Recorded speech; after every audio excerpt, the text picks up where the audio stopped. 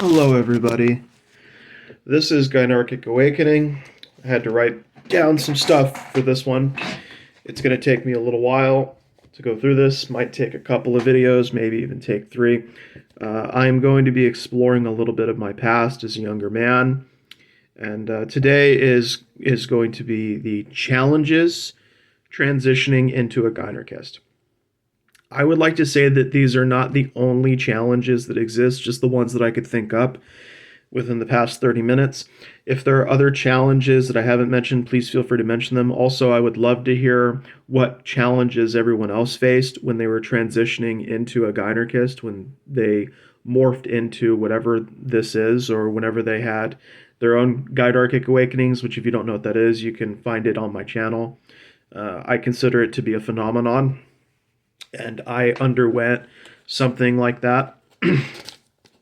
So I'm just going to go through and talk about each of these point by point. And of course, when I'm done, I would be very grateful, and I'd love to hear what what challenges other people faced in their journey to get here, if they had those challenges. I understand that some of them were very lucky in having family that raised them to be gynocentric, or that showed them that kind of path. I didn't have that. I had the rough one. So my transition was a very painful one. Anywho, the first challenge is actually the language. Not having a lexicon to attach your feelings and thoughts to. You need language to engage and assist in processing thoughts. That is extremely important, because if you don't have a language to attach your thoughts and feelings to, then it's more difficult to express those to other people. Like, for example, if you're talking about feminism or whatever other kind of, like, or a religious ideology, or whatever, every major ideology that is perpetuated in the public that people know about has a lexicon attached to it. For example, feminism, it has connections to pretty much everything from economics to ecology. And yet, when you go into the Gynarchy community, we don't have we don't have books connecting Gynarchy to ecology, in the sense that we don't have a Gynarchist book specifically about the connection between Gynarchy and ecology. We have Gynarchists who write about stuff related to the environment in their books, but it's not specifically about that topic as it relates to the ideology. And so what I'm saying is that when you limit the language, you limit the ability for people to express the feelings and the thoughts that they have, if they would be able to understand and investigate with it. I need to put this away because it's easier just to talk without it at this point. So when I looked up, when I started getting into Gynarchy a few years ago, like this, actually it was around 26 or 27 when I started beginning a serious transition, although I didn't realize it at the time. I was only ever exposed to certain words, but that was about it. Like, there was the Gynarchy word, there was the gynocentric word, there is there's in-person Gynarchic community. So there's a few different terms. So you have Gynarchic, and the thing about this language is most of the language concerns power in relationships or between a person and an institution, but very little else. In other words, the level of engagement that the language has with a lot with other topics is limited. And so therefore the thinking is going to be limited.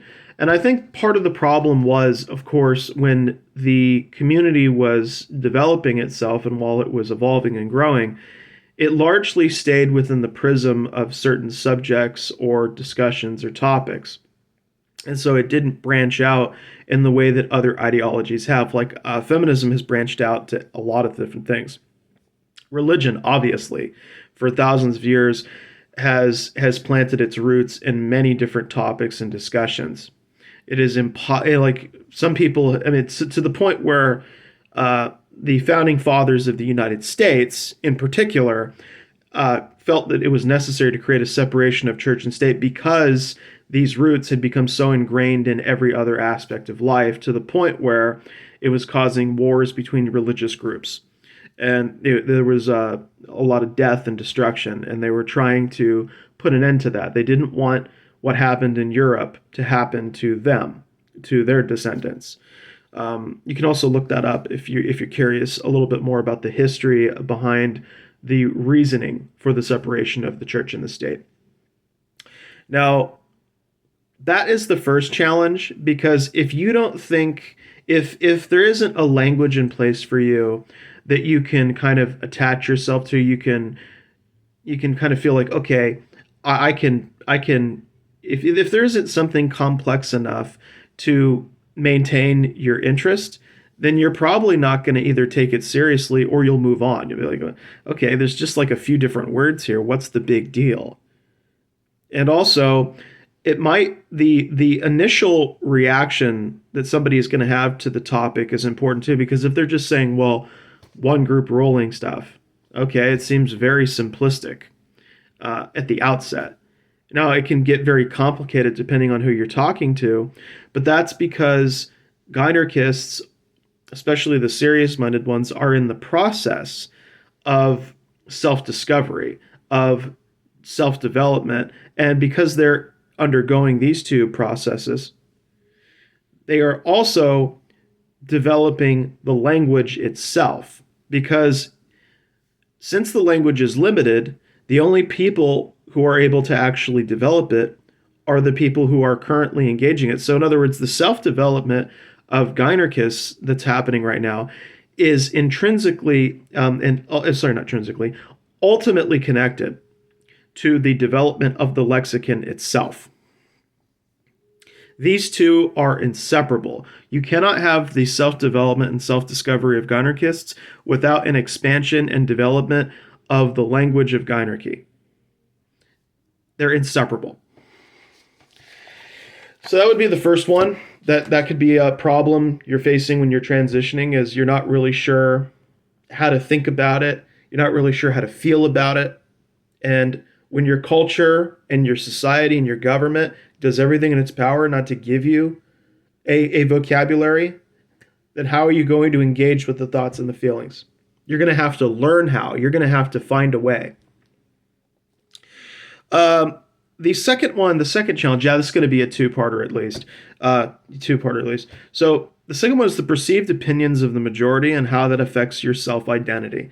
So one of the biggest challenges that I think any person faces when they're transitioning into a Gynarchist is when they're dealing with the fact that they are trying to explore themselves while people are attempting to shape them. And the consequence of this is that sometimes you're not really sure if you're becoming who you want to be, or if you're turning into the person your father and your mother or whoever wants you to be. And that can be difficult, right? Because if you have people from the time you're a child bombarding you with these ideas, especially religious ideas about men should be running things, women should shut the fuck up. If you're being bombarded with all these different ideas and thoughts and feelings, you're going to have to sort through all these different things. You're going to have to think about them. And thinking about what other people want you to think about can sideline you from thinking about the things you're naturally interested in or you naturally gravitate towards. And I think this is one way in which people's attentions are redirected almost without them realizing it. Because if they were just left to their own devices, they might have their own thoughts and feelings occurring naturally without this occurring, without this even being a thing. And then there's also the simple fact that when you have so many people thinking differently than you do, naturally, because you're a human being, you're a social creature, on some level you want to engage with whatever it is they're talking about, whatever it is they're discussing, and you want to feel like you're part of an ongoing conversation that's taking place in human relations. It's going to encourage you, or maybe even prod or push you into wanting to have discussions with opinions that are more generally accepted. Like feminism is a more generally accepted ideology than Gynarchy. It's a more generally feminism itself. Just the concept is actually more accepted than, say, certain people who identify as feminists but also happen to be part of other ideologies. And then, of course, you have other kinds of groups that are expressing thoughts that have gotten very mainstream in the past few years.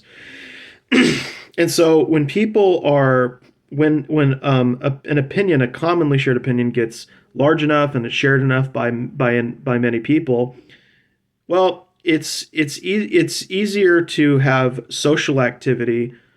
It's easier to have social activity when something is already in place and guaranteed to get you some of your social needs fulfilled. Like, for example, political discussions. If you bring up a political topic because you're curious what other people have to say and you type it in on X, you're going to get a reaction, negative or positive.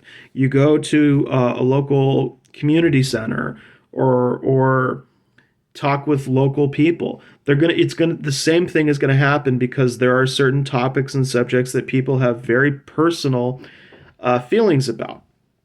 And so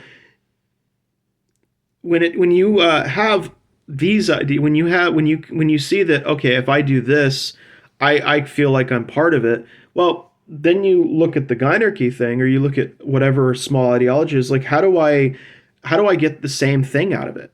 Like I'm not going to get the same level of engagement. I'm not going to be able to have.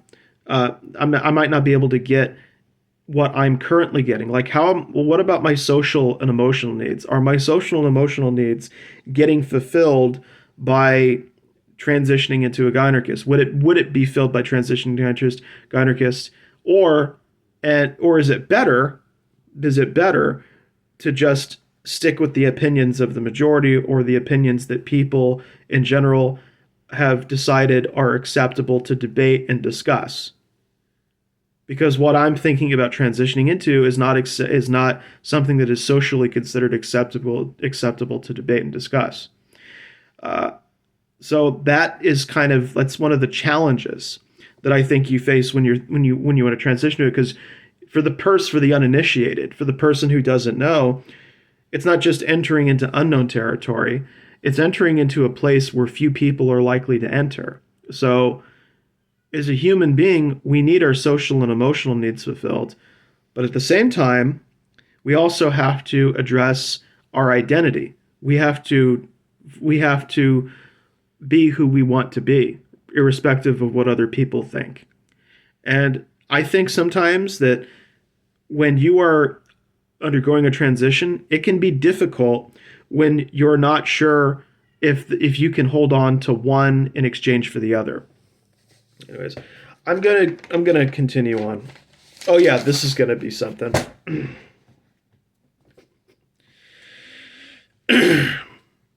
So the third one, and this is gonna have to be in part two. I'm gonna go into part two, but I'm actually just gonna read this and then I'll answer it in part two.